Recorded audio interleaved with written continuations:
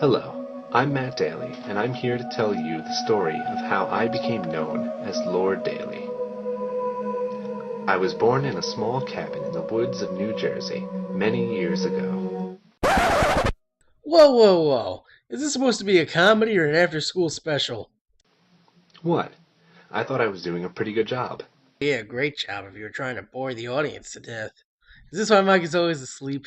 Because he listened to you telling a story? You gotta add some pizzazz, Matt. Spice things up. If you think you can do better than me, go right ahead. As a matter of fact, I think I can do better. Hit it!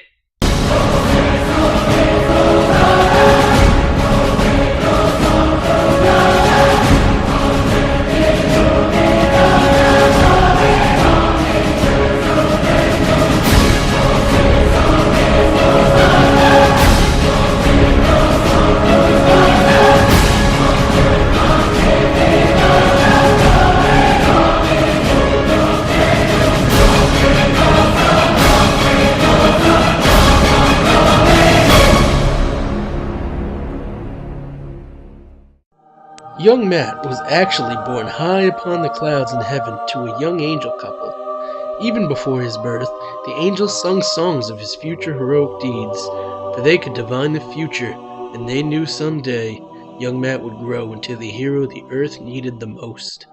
Like most divine beings, Matt had a penchant for learning. As he grew, he studied in the great halls of the Grand Reliquary.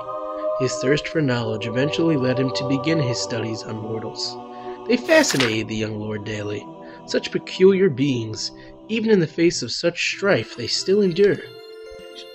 Eventually, his compassion got the better of him, and he decided he could no longer sit by and watch them suffer.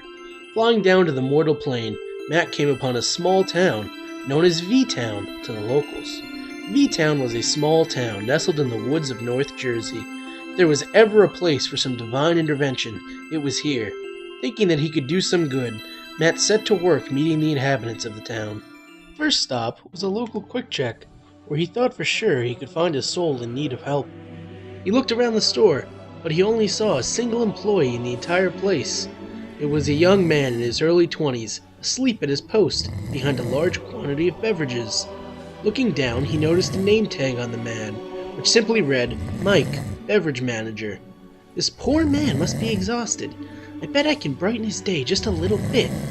Conjuring a pillow made of pure cloud essence, Matt placed it under the man's head, leaving him just a little better off.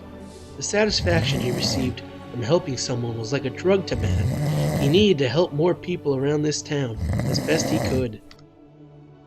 Flying over to a nearby bookshop, he saw a young girl carrying a heavy load of books in her hands. Need some help, miss? Matt asked politely. Oh yes, please. Thank you so much, sir. Carrying her bundle of books to the car, he set them in her trunk. I appreciate the help, Mr. Matt, he replied. Matt, huh? Well, my name is Caitlin, she said. It was very nice meeting you, Caitlin, but I must be going. I've got lots more people to help. And with that, Matt flew off into the sky once more. His travels soon brought him to the local section of the Appalachian Trail, where a young man was taking a hike. As he was scaling the rocks, he lost his footing. Hanging onto the ledge with one hand, he yelled for help. Matt knew he couldn't just leave the man there, so he swooped down. Right before his grip gave out, Matt grabbed him in his arms and brought him safely back down to the ground. Wow, thank you so much. You saved my life, the young man said. Oh, no need to thank me. Just trying to help out a little is all. Well, my name is Mark, and I really appreciate your quick response, he said. I'm Matt. You take care, Mark. With that, he was off again, his wings taking him to his next person in need.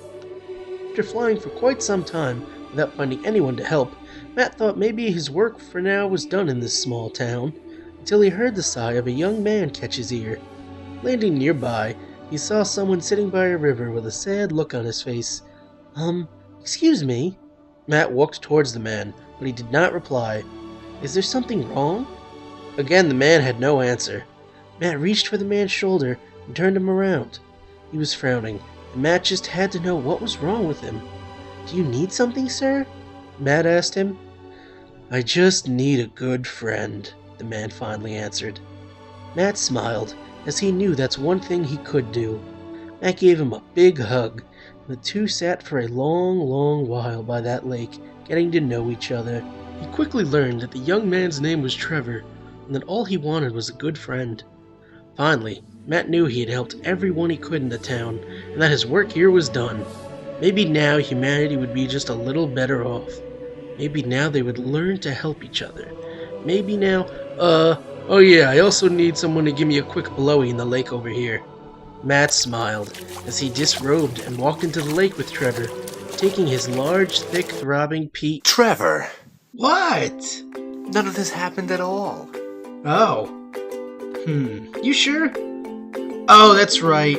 This was just what I imagined happened. Well, now you know the story of Matt Daly and how he became the savior of all humanity. Probably.